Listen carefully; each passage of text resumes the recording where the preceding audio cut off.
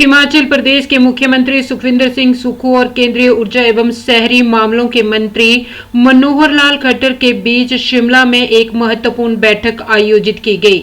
इस बैठक में शासन प्रोजेक्ट पर स्वामित्व भाखड़ा ब्यास प्रबंधन बोर्ड BBMB में हिमाचल की हिस्सेदारी और फ्री पावर शेयर बढ़ाने जैसे महत्वपूर्ण मुद्दों पर चर्चा हुई है।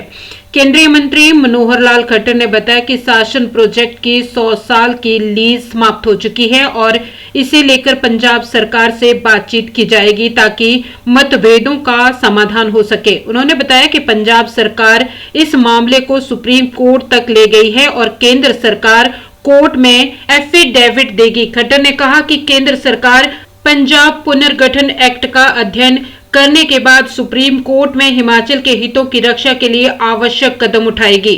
वहीं मुख्यमंत्री सुक्खू ने भी पंजाब पुनर्गठन एक्ट के तहत हिमाचल के हक की मांग की है। बैठक में ये भी चर्चा हुई कि हिमाचल सरकार ने फ्री पावर शेयर बढ़ाने का मुद्दा उठाया है और इसे अगले 2 महीने में हल करने की उम्मीद जताई गई है।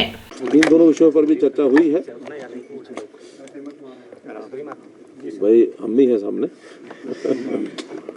तो इसलिए उन पर विषयों पर चर्चा हुई है। BBMB में भी जो हिमाचल का क्लेम है कि 7.19% ये शेयर हमको मिलना चाहिए, क्योंकि ये मल्टी स्टेट अफेयर है। इसलिए आपस में बैठ करके कुछ बातों पर विषय आगे बढ़ा है और पंजाब के लोगों से भी हम बातचीत करेंगे और आपस में बैठ के इसका कोई ना कोई रास्ता निकालेंगे। और इसी प्रकार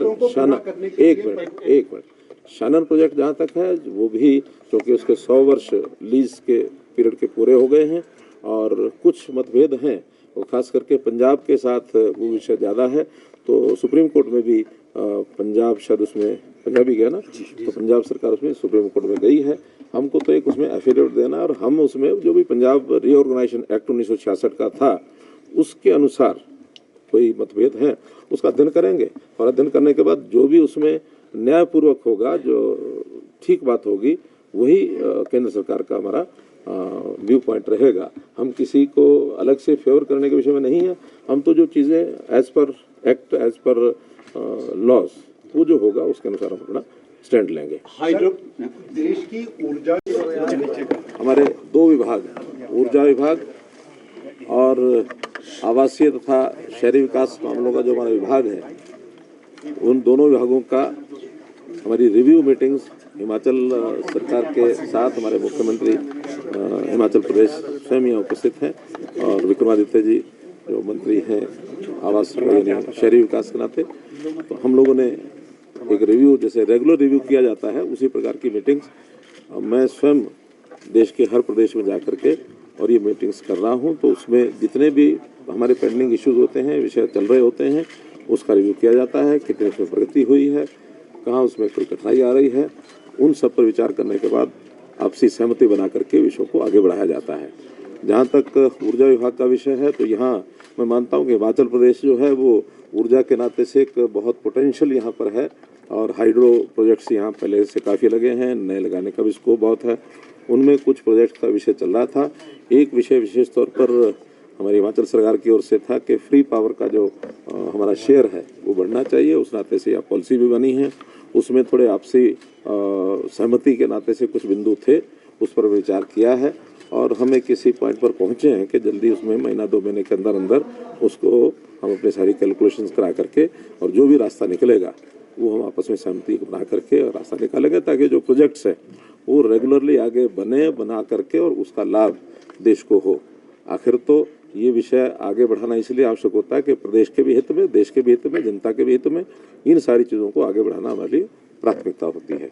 इसी प्रकार अन्य भी जो पावर के जो इश्यूज़ हैं, जैसे ट्रांसमिशन लाइन के नाते से RDSS का विषय है, जो रेगुलर विषय है, जो चलने वाले हैं, कुछ हम सब्सिडी ग्रांट्स जो होते हैं उसमें कितना पहुँच गया, कितना रह गया, ये सब विषय करते हैं। इसी प्रकार जो हमारा आवासीय और शहरी विकास मामलों का जो विभाग है उसमें भी जैसे PMAY है, स्वच्छ भारत मिशन है, ये हमारा अमृत है, ऐसे विषयों पर भी रेगुलर काम चलते हैं और उसमें कितना काम हो गया, कौन कौन से शहर कवर हो गए। हमारी जो प्लान 1 था, चाहे वो प्रधानमंत्री आवास योजना है या अमृत 1 है, उसके कुछ टारगेट्स पूरे हुए हैं। अब नए भी अमृत 2 और प्रधानमंत्री आवास योजना अर्बन 2 ये भी आ गए हैं, उसके टारगेट भी हमको तय करने हैं। उन सब विषयों पर भी हमने खुल करके चर्चा की है। जो प्रदेश की ओर से विषय थे उसको हमने सॉल्व करने के लिए इनको कुछ आश्वासन दिया, और जो प्रदेश की ओर से विषय आते हैं वो केंद्र से जो भी अपेक्षाएं होती है उसको पूरा करने के लिए कुछ तो फैसले हाथ होते हैं, कुछ हम बैठ करके बाद में उन विषयों पर चर्चा करके और जो नीतिगत फैसले होते हैं हम करते हैं। क्योंकि किसी भी एक प्रदेश की कुछ विषय होते हैं वो हम एक प्रदेश के नाते नहीं करते, बल्कि नेशनल लेवल पर एक पॉलिसी मैटर होते हैं, उसमें सारे देश भर में सभी प्रदेशों को उनको लागू करने होते हैं। तो ऐसे हमारी दोनों जो विभागों की इशूज जो थे बैठकें हुई, बहुत हमारे एक अच्छे वातावरण में हमने बैठक की है और उसमें काफ़ी हमको लाभ हुआ है। बीबीएमबी में माननीय पूर्व मुख्यमंत्री हरियाणा और ऊर्जा मंत्री माननीय खट्टर साहब का बहुत बहुत धन्यवाद करता हूं कि मंत्री जी हिमाचल प्रदेश में आए। पूरे देश में एक प्रकार की इन्होंने प्रक्रिया शुरू की है और बहुत अच्छी बात है। इस प्रक्रिया के माध्यम से हमें खुला टाइम मिल जाता है और उनसे चर्चा करने के विषय जो होते हैं उन पर खुलकर चर्चा भी होती है और हमको प्रेजेंट करने का भी मौका मिलता है। आज बड़ी सौहार्दपूर्ण वातावरण में बातचीत हुई, विषयों को समझा गया। हमारे ऊर्जा के क्षेत्र में 2-3 इश्यूज थे। पहला इशू है कि हमारी जो सुन्नी, लूरी, धौलासीद और कुठेड़ पावर प्रोजेक्ट है उसमें 12, 18, 30 वाला प्रोजेक्ट और 40-7 वाला प्रोजेक्ट हमको हिमाचल में वापस मिले।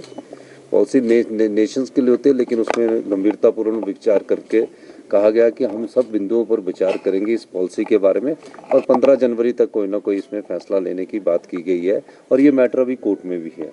तो इन विषयों पर बहुत विस्तृत से माननीय मंत्री जी ने देखा, विचार किया, क्योंकि हमारे पास पानी के अलावा कोई रॉ मटेरियल है ही नहीं है। इंडस्ट्री हमारी सिर्फ बद्दी वाली लाइन पर है, तो ये हमारे लिए एक बहुत ही महत्वपूर्ण विषय था जिस पर बहुत गंभीरता से विचार करने के बाद अधिकारियों के बैठे करने के बाद फिर कैलकुलेशंस पर जाएंगे, फिर कैसे आगे बढ़ा जाएगा वो फैसला 15 जनवरी से पहले आएगा। दूसरा विषय हमारा शानन प्रोजेक्ट का बारे में था। शानन प्रोजेक्ट के बारे में हमने माननीय मंत्री जी से अनुरोध किया, जो भी कानून के दायरे 1966 का जो रीऑर्गेनाइजेशन एक्ट है उसके तहत जो कानून बना है उस कानून के दायरे के तहत आप भी एक सुप्रीम कोर्ट में एफिडेविट दीजिए। पंजाब सुप्रीम कोर्ट गया हुआ है, क्योंकि जो हमारा शानन पावर प्रोजेक्ट था वो ओल्ड हिमाचल में था, तो मर्जर जो हमारा हुआ था वो 1966 में जो एरिया थे वो उसका पार्ट ही नहीं था। तो माननीय मंत्री जी ने दिशा निर्देश दिए कि मुझे उस एक्ट की कॉपी पढ़ाई जाए और जो उस समय के एक्ट के हिसाब से ही अपना एफिडेविट देंगे। और पंजाब ने जो क्लेम किया है वो गलत क्लेम किया। पंजाब भी हमारा भाई है, लेकिन उनसे हम चाहेंगे कि जो एक्ट की मूल विचार है उसको उसमें सम्मिलित किया जाए। तीसरा बीबीएमबी से रिलेटेड था और बड़ी अच्छी बात ये हुई कि बीबीएमबी के एरिया से रिलेटेड था। 7.19 हिस्सा जो है, जो पिछले 13 साल से सुप्रीम कोर्ट में हमारा फंसा हुआ है, उसमें ये कहा गया कि पंजाब ने कुछ ऑब्जेक्शन किया है, लेकिन एक बैठक की जाएगी जिसमें हरियाणा, पंजाब, राजस्थान सब लोगों को सम्मिलित करके उस बैठक के बाद ये किया जाएगा कि वो हमको एरिया किस रूम में बिजली के रूम में देते, इस विषय में था। और चौथा बीबीएमबी में जो हम अपना क्रूज चला रहे हैं, शिकारा चला रहे हैं, टूरिज्म एक्टिविटी जो बढ़ा रहे हैं, और जो बीबीएमबी में हमें पानी लेने के लिए एनओसी लेना पड़ता था कि पानी की कोई स्कीम बननी है पीने के पानी के लिए 200 लोगों के लिए, तो एनओसी लेना पड़ता। उस पर बड़ी सार्थक विचार आए और उन्होंने कहा कि इस प्रकार की किसी की ज़रूरत नहीं है और इस पर वो फैसला करेंगे। ये 3 विषय ऊर्जा से संबंधित है। बाकी जो भारत सरकार से RDSS की स्कीम है उसकी प्रोग्रेस के बारे में बात की गई, उसमें हम थोड़ा सा हमारे स्लो है, जिसके बारे में माननीय मंत्री जी ने दिशा निर्देश दिए कि इसको तुरंत प्रभाव से आप करिए ताकि मैं आपको और पैसा दे सकूं। ये बात सही है कि हमने थोड़ा सा उसमें स्लो है। और माननीय हमारे शहरी विकास मंत्री विक्रमादित्य जी ने भी कुछ बातें उसमें रखी कि अभी जो हाउसिंग से रिलेटेड है, तो हाउसिंग से रिलेटेड में हमारे इंडिकेटर्स काफ़ी अच्छे हैं और कुछ एक MOU करना है हमें, जो आवास योजना का भी करना है, PMY2 का करना है और कुछ चीज़ें हैं जिसमें हमको आगे बढ़ना है।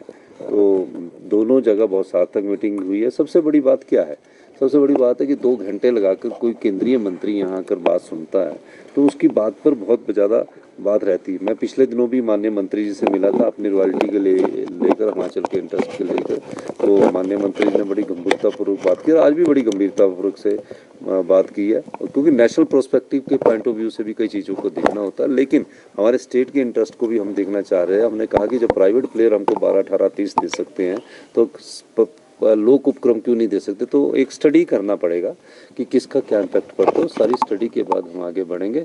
और निश्चित तौर पर आज दोनों विषयों पर बहुत अच्छी बात है और प्रोग्रेस रिपोर्ट लेकर आपने, हमको भी कुछ चीज़ें पता होती है जब प्रेजेंटेशन होती है, तो हमें भी कुछ चीज़ों का ज्ञान होता है। ये बहुत अच्छी पहल माननीय मंत्री जी ने की और ये मेरे घर पहले ये केंद्रीय मंत्री होंगे जो पूरे राज्यों में जाकर जा रहे हैं। मैं इनका व्यक्तिगत तौर से भी धन्यवाद करूँगा कि आपने जो हमको बातें सुनी है और उस पर गंभीरतापूर्वक फैसला करने की बात कही है। नहीं तो क्या होता है कि मैं जाता हूँ, फिर वो कागज़ पर वहाँ पड़ा रहते हैं, फिर उसके बाद मैं दोबारा जाऊँगा तो करेंगे, लेकिन यहाँ आके एक फैसला तो हुआ।